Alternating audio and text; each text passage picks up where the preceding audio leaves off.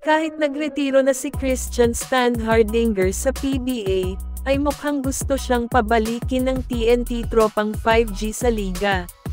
Usap-usapan kasi ngayon na gumagawa na ng paraan ang TNT para makuha ang serbisyo ni si Stan. Ayon sa mga source, na ito na lang daw ang kulang ng TNT para makabalik muli sa Grand Slam bid. Sa ngayon ay wala tayong balita kay si Stan dahil na rin sa hindi na ito aktibo sa social media.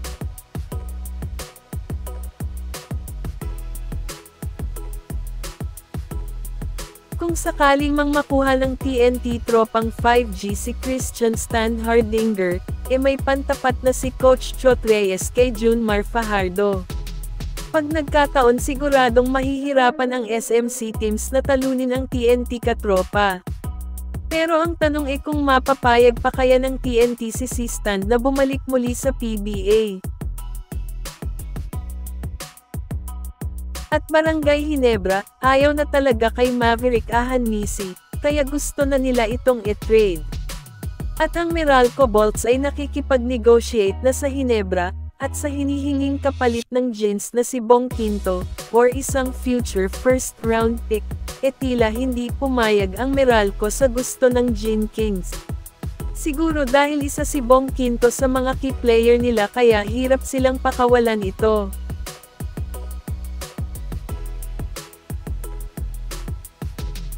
Samantala, si Maverick Ahanmisi naman ay bihira lang gamitin ni Coach Tim Cone, pero in fairness naman magaling din itong si Maverick, kulang lang talaga sa playing time. Nung Commissioner's Cup Finals, kung saan ginamit si Maverick ni Coach Tim, maganda ang naging tugon niya sa laro, kaya masasabi kong playing time lang ang kulang sa kanya. Kung matuloy man ang pag-trade kay Maverick Ahanmisi, ay asahan na lalabas ang tunay niyang galing sa laro, sa team na mapupuntahan niya basta't hindi lang ibabangko, at sure na may playing time, siguradong magpapakitang gilas ito. Samantala, malapit nang magbukas ang 50th season ng PBA, at kamakailan lang ay ang daming movement na nangyari sa mga teams ng PBA, kung saan maraming mga players mula sa free agency ang kinuha at nakapirma na.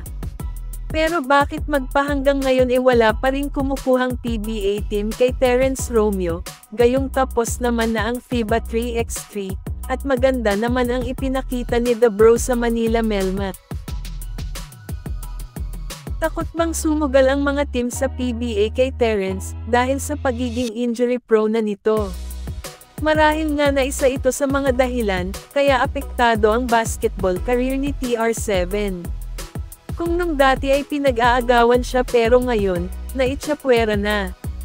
Ngayong nagbigay na ng final roster ang mga teams sa PBA, biyaheng MPBL na ba si Terence Romeo, o sa abroad ang destinasyon niya?